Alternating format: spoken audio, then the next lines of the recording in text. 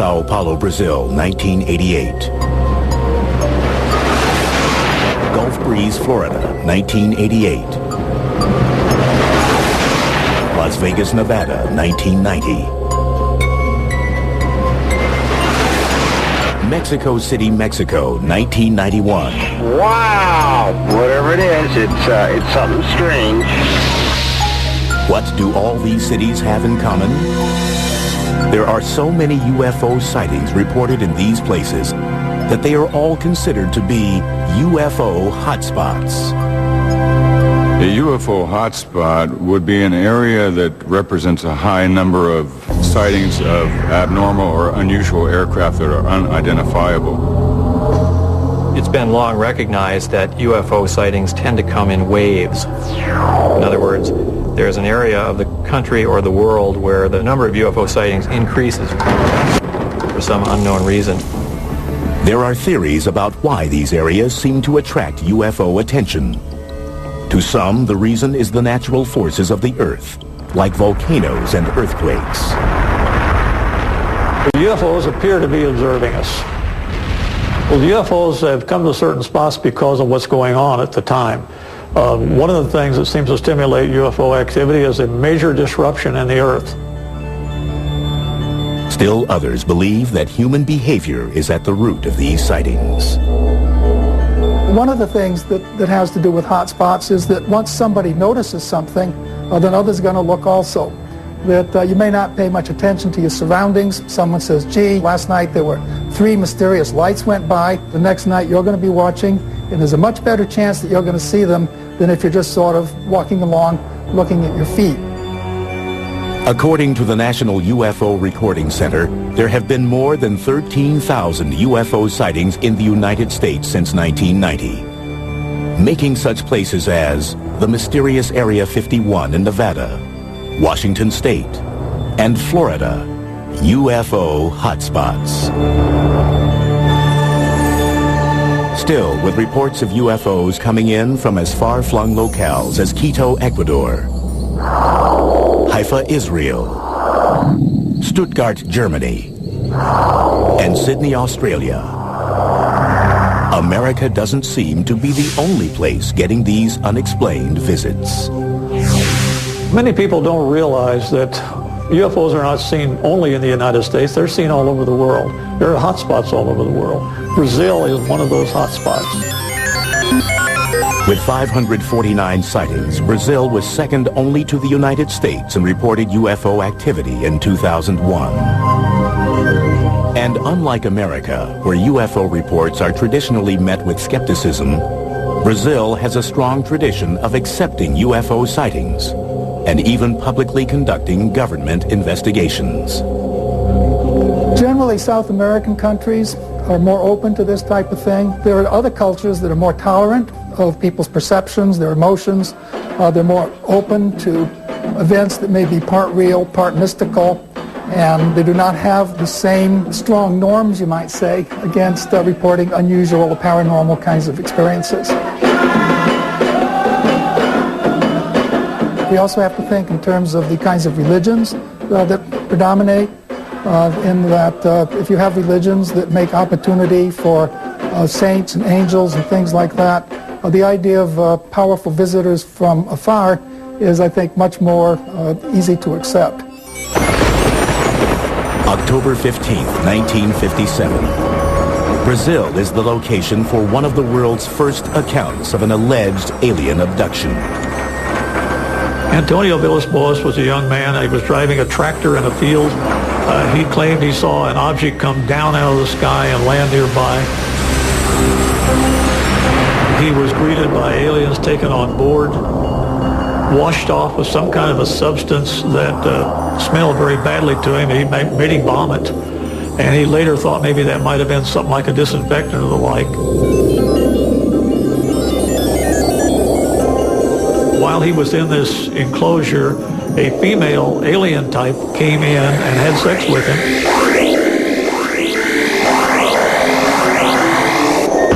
And then went away, and he was dumped back out. To many, this seems like an outlandish story. But Villas-Boas' reluctance to profit from the incident lends the tale an air of credibility in many quarters.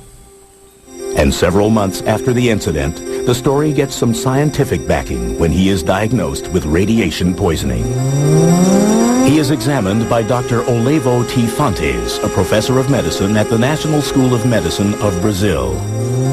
One of the very important people in Brazil was a Dr. Olevo Fontes.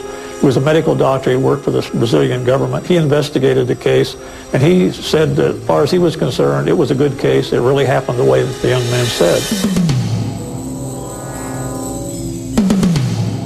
Less than 6 months after the alleged Vilas Boas abduction, the Brazilian Navy has a well-documented encounter with a UFO. In February of 1958, aboard the Almirante Saldanha, a civilian photographer named Almiro Baruna takes 5 photographs of what seems to be a ringed, oval-shaped object. The photographs are shown to Juscelino Kubitschek, the president of Brazil. Not wanting to keep this information secret, Kubitschek releases the pictures to the public, and they soon appear on the front pages of the nation's newspapers. That particular UFO was never seen again, but UFO incidents like that on board the Almirante Saldanha continue to be reported to this day in Brazil. In the mid-1990s, Brazil's UFOs again make worldwide headlines. On January 20th, 1996, it is alleged that extraterrestrials were recovered in Varginha, Brazil. The emergency personnel were called in. They were able to recover one of them for certain, as rumor has it, and allegedly took it to a local hospital. According to unconfirmed reports, government doctors perform an autopsy on the alien. And of course, from this point, the trail goes cold, and no one is quite sure as to where that particular ET or alleged ET had disappeared to. Despite several purported eyewitness accounts, the Brazilian government, which has been so forthcoming in the past, denies the Varginha encounter and that an alien was ever captured. Everything that was in any way connected with this sighting somehow vanished. Ironically enough, after this creature was allegedly recovered, there was a high number of UFO sightings in the area. While most experts doubt the veracity of the Varginha ET incident, the long persistent history of UFO sightings in Brazil is harder to ignore. One curious theory proposes that the ongoing destruction of the Amazon rainforest may be attracting extraterrestrial attention.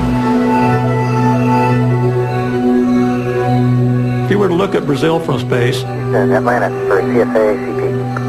you would see that a vast area of that remote land is on fire. They're burning off the rainforest.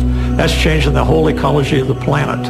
If you were observing a planet and what's going on there, you would definitely want to look at Brazil.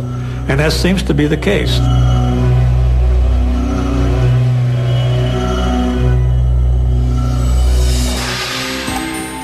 Coming up, in Mexico, mysterious images caught on tape during a solar eclipse seem to suggest that the world's sacred sites may be UFO hotspots.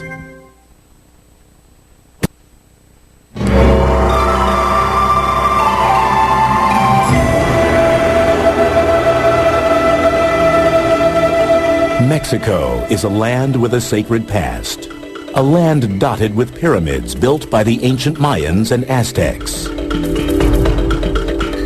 Monuments to the gods still standing hundreds of years after their makers are gone.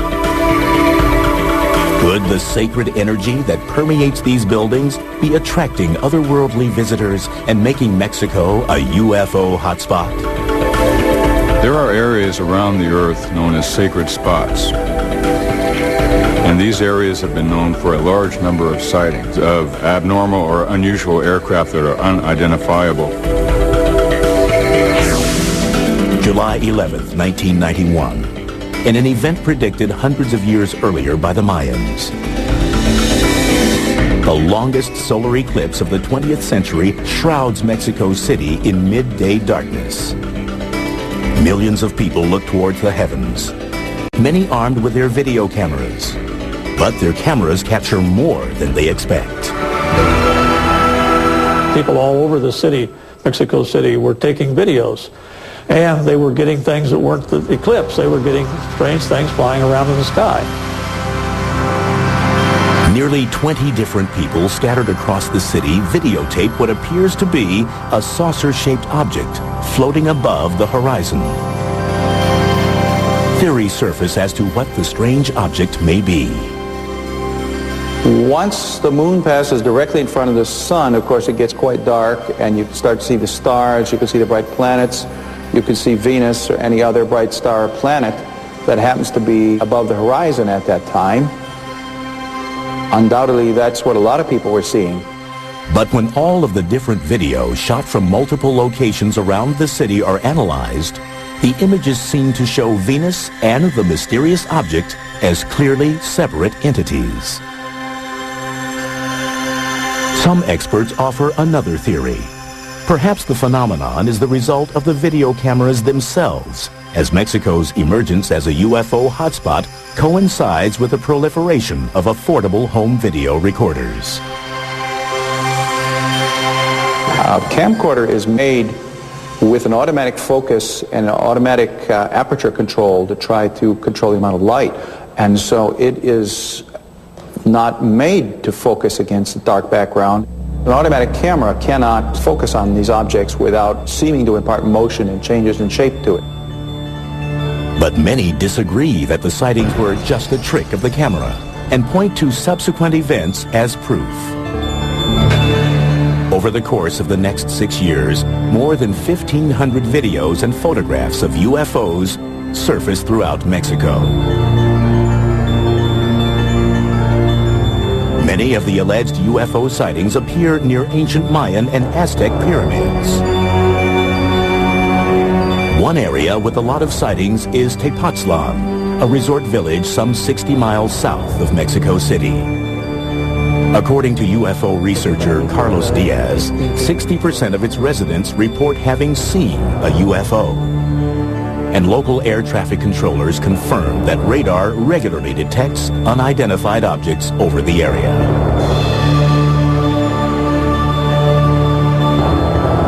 Tepoztlan is chiefly known for its ruins of a 14th century Aztec pyramid.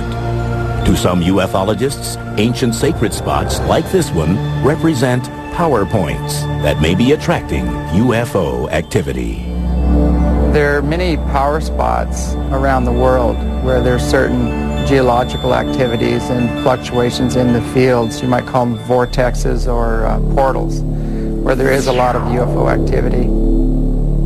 Some believe that extraterrestrials have used these portals to enter our world, and also that they may have actually been responsible for the construction of some of the world's ancient sacred sites, including the Great Pyramid in Giza, Egypt. There's less than 2/100ths of an inch tolerance between the stones. The tolerances to which it's built exceed the tolerances that we use in our space capsule. The more you study the Great Pyramid, the more you begin to realize there was something going on there that goes beyond our understanding. More than 4,000 years old, the pyramid is built from over 2 million stones. Each side is perfectly oriented to the cardinal points of the compass: north, south, east, and west. The maximum error between the side lengths is astonishingly less than 0.1%. People have looked at these structures and said, well, you know, they must have built these with some idea of making contact with aliens, or the aliens have somehow helped them build these structures. Another theory is that both the ancient architects who built the sites and the alleged UFOs who visit them are attuned to a supposed geomagnetic energy force called ley lines, a grid-like pattern that covers the entire Earth. Ley lines are geometric. They're like fields or lines of energy, and there's all kinds of intersections of certain ley lines which seem to create magnetic anomalies. Ley lines have also been linked to tectonic activity, the movement of the Earth's plates, a force that results in earthquakes and volcanoes, and provides another potential explanation of UFO activity in Mexico. One of the reasons I believe that Mexico City is indeed a hotspot for unidentified flying objects is due to the volcano that's near Mexico City, where large numbers of legitimate unidentifieds have been filmed.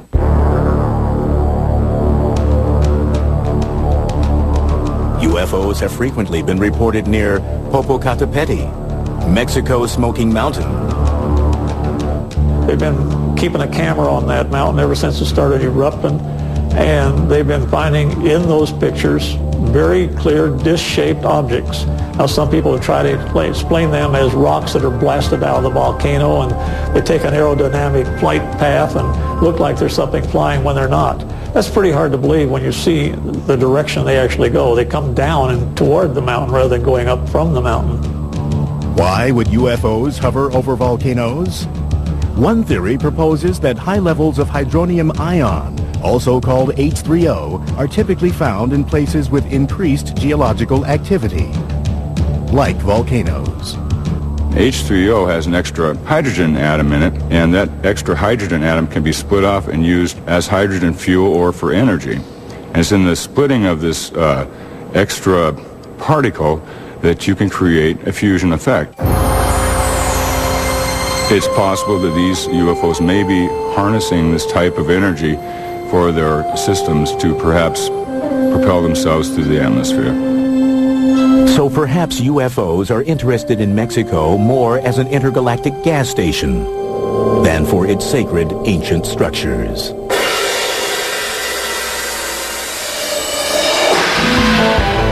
Coming up next, 10 of America's nuclear missiles suddenly shut down as a glowing disk hovers above Malmstrom Air Force Base.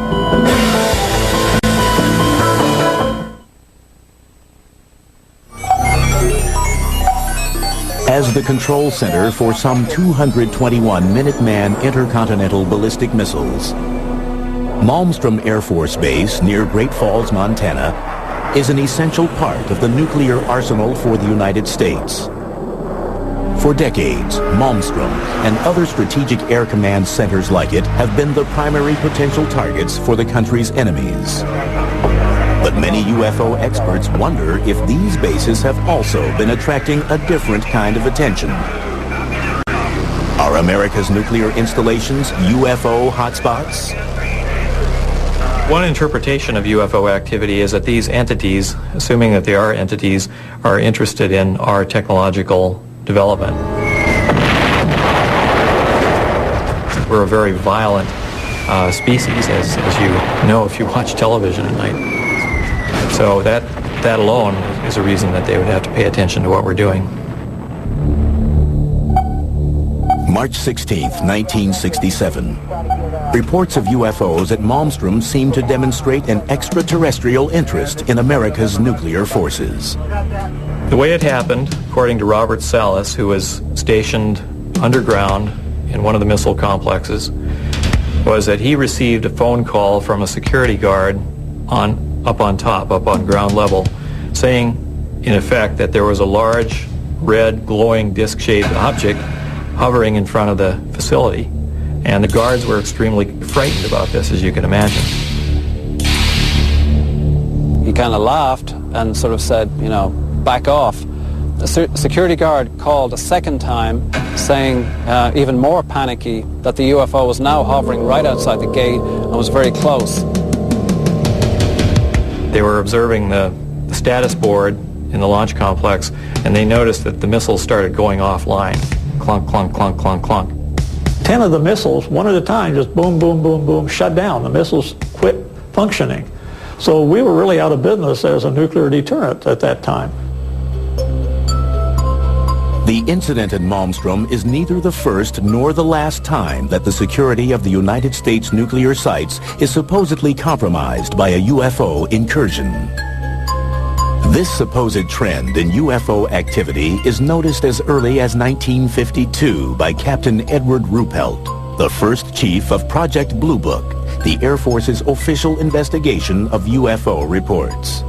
Ruppelt discovers what he calls an ominous correlation between UFO sightings and the locations of the nation's nuclear facilities.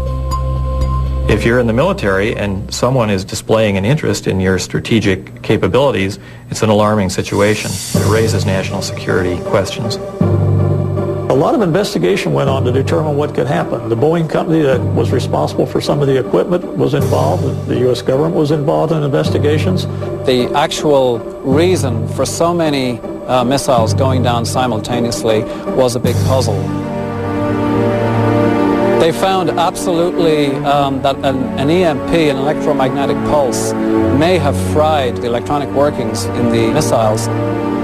However, there was no attempt whatsoever to relate the EMP, the pulse, to the presence of a UFO outside. In fact, the presence of the UFO out on the perimeter was dismissed as hearsay. We have no hard evidence that there really were any UFOs there. Nobody got any clear photographs or videos or anything like that. We just have somebody's perception that they went out and they saw a light in the sky. But the source of the EMP, a radiation wave that disturbs the function of electronic equipment, remains undetermined. And the government has never explained why so many missiles malfunctioned at the same time. It's important to bear in mind that these missiles are designed to be independent systems. So if you do something to affect one missile, it won't affect all the other missiles because they're totally separate. So whatever caused this event was able to shut down a whole variety of missiles that were spread around a large geographical area around the launch control complex. Fewer than 10 years later, 5 Strategic Air Command bases, including Malmstrom, are placed on high priority alert as a result of repeated reports of UFOs over nuclear weapons storage systems. In 1975, right along the northern tier frontier, in many of the different Air Force bases, Falconbridge in Ontario, Canada, Loring Air Force Base in Maine, Woodsmith Air Force Base in Michigan, Minot Air Force Base in North Dakota, and Malmstrom Air Force Base in Montana, all experienced a series of unidentified objects. Some of these were explained away as helicopters, some of them were explained away as unidentified aircraft, some of them were called UFOs, but the general theme was that Air Force space was being violated at random by a series of aircraft that should not have been there. At each of the bases, official logs record eyewitness accounts of the UFOs, and they are tracked by radar as well. In each case, the UFO reportedly hovers above the base, specifically the weapons storage area, for up to 40 minutes. All attempts to intercept or positively identify the UFO from the ground or with fighter jets in the air fail. The incursions are brought to the attention of the Commander-in-Chief of NORAD, the North American Air Defense Command. An investigation ensues. The initial thinking behind the unidentified objects over the Air Force bases in the northern tier was thought to be potentially Russians or else some other enemy.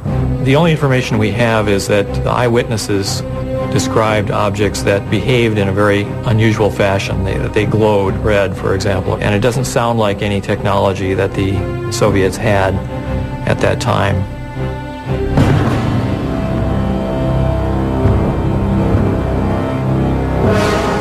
Another theory is that the UFO incursions were a type of readiness self-test to check the security of the bases in the event of an attack. But if it was a test, the bases performed poorly. The Air Force personnel were completely at sea as to what was happening. They were actually calling the law enforcement people in Great Falls, Montana for help because unidentified aircraft were buzzing them in missile-controlled silos. They had no idea what was going on.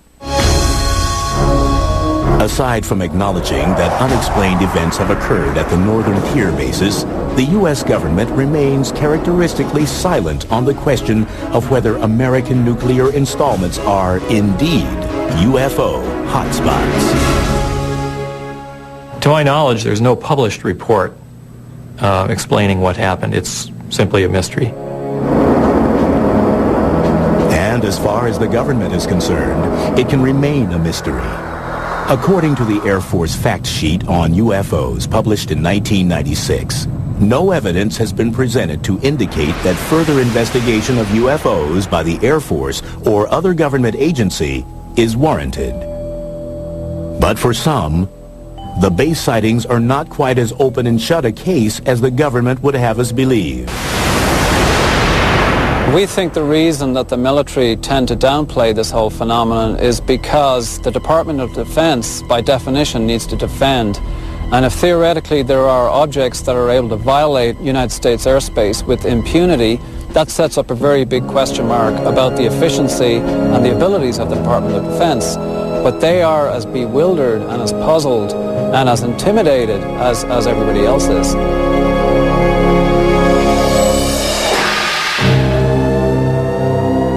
Coming up, amazing photographs and multiple sightings in Gulf Breeze, Florida divide the UFO community. Is it a hotspot or an elaborate hoax?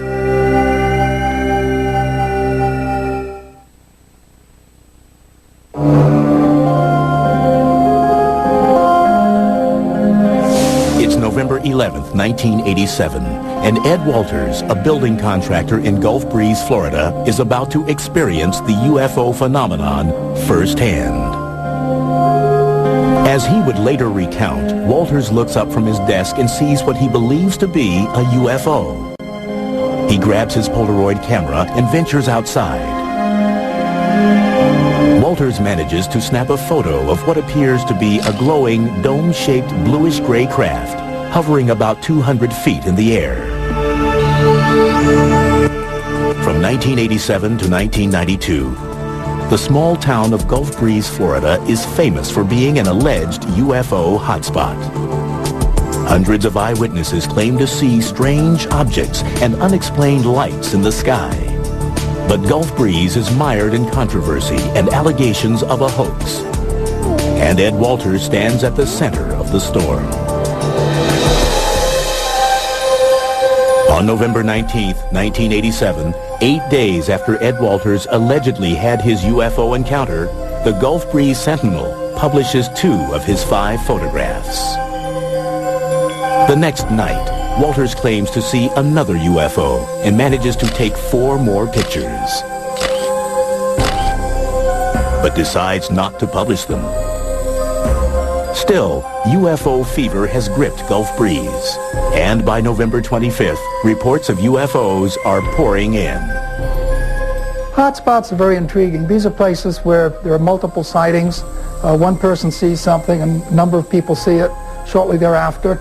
The first person who notices it, in a sense, grants permission to the other people to make similar reports. Over the course of the next 4 months, Walters takes more than 20 photographs of a strange vessel on more than 10 different occasions. He even shoots 1 minute and 38 seconds of video of a UFO sighting on December 28, 1987. Walters, who chooses to remain anonymous at first, soon becomes the central figure in the Gulf Breeze sightings. But he isn't the only one who is seeing strange things in the night sky. Pensacola area, Gulf Breeze area, is not just Ed Walters. There were literally over 130 UFO incidents involving more than 200 witnesses in this area. And Ed Walters was only involved in 34 of those incidents. But it is Walters whose photographs and claims attract the attention of MUFON, the Mutual UFO Network, a non-profit organization that studies UFO phenomena. In February 1988, MUFON provides Walters with a specially designed tamper-proof camera in order to authenticate his UFO experiences. It was a multi-lens camera that could take more than one view at the same time. We bought new film, we put it in that camera, we had it certified as new. We had closed the camera, sealed it with wax. He was allowed to use the camera, and he did get some pictures. It was, again, open then under security conditions. The films were developed, found things on the film, and there's no way he could have faked that one. By the end of 1988, 7 different MUFON investigators have analyzed the evidence in Gulf Breeze. Meteorological and site survey analyses conclude that the photographs were likely to have been taken on the days and at the times that Walters alleges they were. Walters himself passes a battery of examinations, including 2 polygraph tests. MUFON, satisfied that Walters' claims are real, officially authenticates the Gulf Breeze sightings.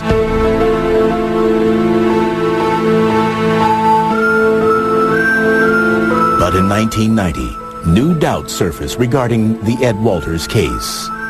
First, a model that resembles the UFO in Walters' photographs is found in the attic of his former residence in Gulf Breeze. Then, in July of that year, a teenager named Tommy Smith alleges that he witnessed Ed Walters faking the UFO photos. MUFON begins an investigation on a skeptical stance. Just like any private investigation or any police investigation, we go about it the same way. And like in any crime case, if more evidence comes along, we'll reopen a case. And we did reopen the case in Gulf Breeze because of Tommy Smith's allegation that Ed Walters had hoaxed it.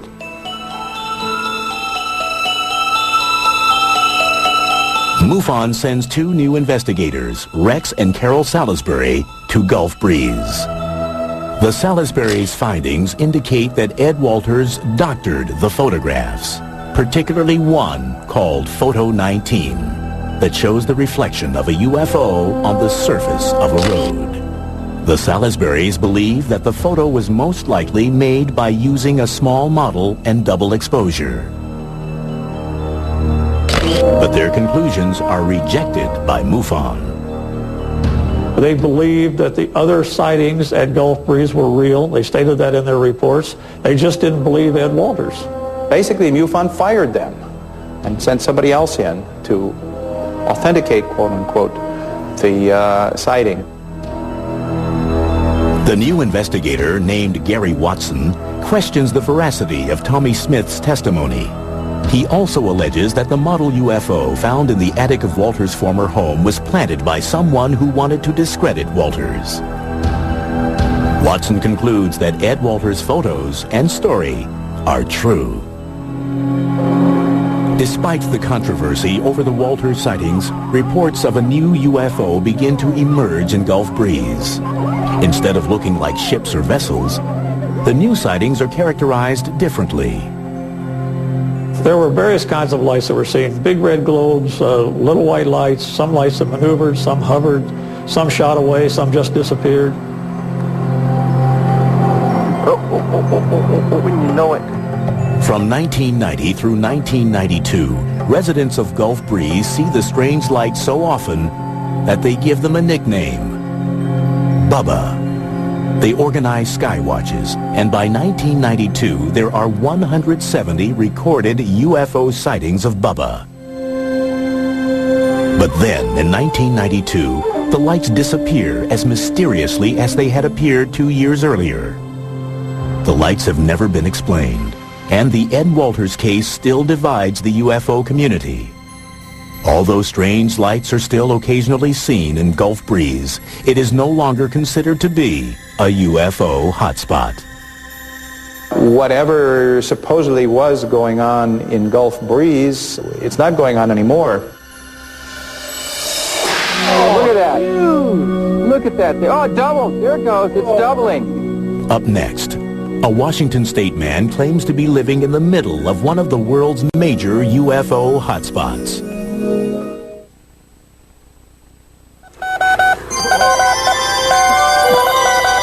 Winter 2002.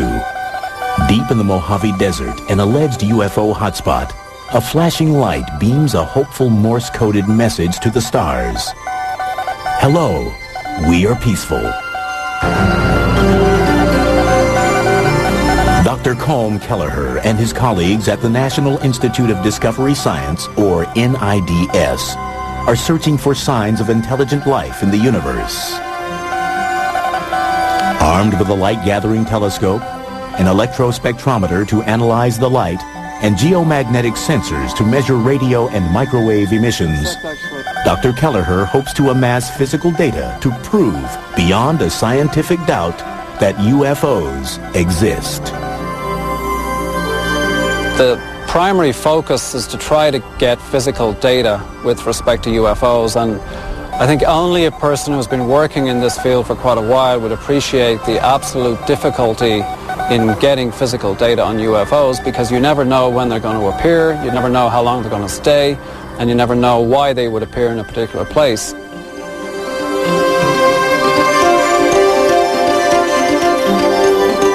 NIDS operates a 24-hour hotline for UFO sightings. And although 95% of the accounts turn out to be IFOs, identified flying objects, like airplanes or weather balloons, there is still the 5% that defies explanation. And that 5% is what interests Dr. Kelleher. If we got a series of reports, say in the last 5 or 6 months or even a year, from the same area, same location, different eyewitnesses that appeared to corroborate, we would take those reports seriously.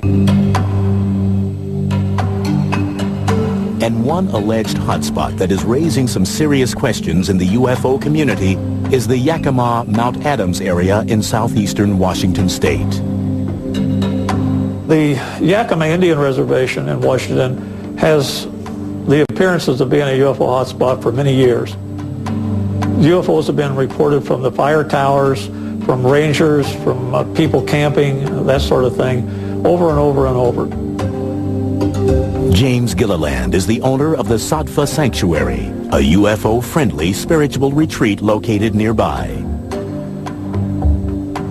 He claims the whole area is rife with UFO activity.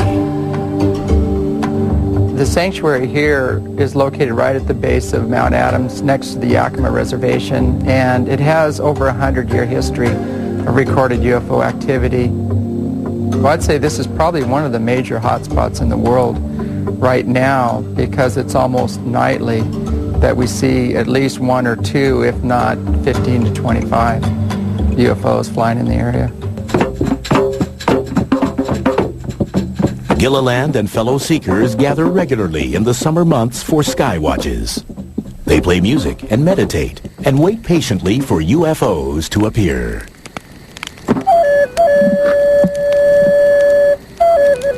They're looking for people that are very spiritually aware, that have kind hearts, that love people, love humanity and the earth, and those are the ones that will be ambassadors to bring forward their message, because those people have risen to the occasion. As Gilliland and others see it, the anomalous lights that appear above his property exhibit both intelligence and intent. What these ships are doing, they're inquisitive, they're morphing, they're responding to lights, they're responding to the telepathic messages of those people on the ground. Whoa, there we go, we got it. That was a good one. We actually have some that morph from a round object to a triangle when we draw a big triangle in the sky, and then it goes back to a round object and then leaves again with multiple witnesses. When you're talking about lights in the sky, it's very difficult to say what causes them. Are they natural phenomena or are they not? When they seem to fly into an area, stop and react to people yelling or to flashes of light or something else, what causes the reaction? Do natural phenomena do that? One theory proposes that the lights in the sky are not doing anything, but the observer's eyes are. Something called the autokinetic phenomenon. The eye literally cannot focus properly on a single bright point source of light against a dark background, and so it seems to bob around, move around, wiggle, zigzag. All these things are perfectly normal behavior, but it's the behavior of your eye. It's not the behavior of the object itself. Trick of the eye or not, some believe that Gilliland's role at the center of the UFO activity that surrounds his home is characteristic of all of the areas deemed a hotspot. We've investigated in a couple of quote-unquote hotspots, and we are beginning to realize that any of the areas that we focus on usually has a single individual in that area who becomes a lightning rod for multiple reports from the community. When you have a charismatic leader or somebody who's identified as an authority on UFOs, people will go where that leader says the UFOs are to be found, and there'll be more people watching, and you'll have more sightings reported in those areas. But it's a psychological, sociological kind of a thing. It's not related any way to what's actually up there. The major portion of people that are coming here are more aligned to trying to understand the experience on a more spiritual nature, but we do have a lot of, we call them looky-loos, that are coming just to try to see one.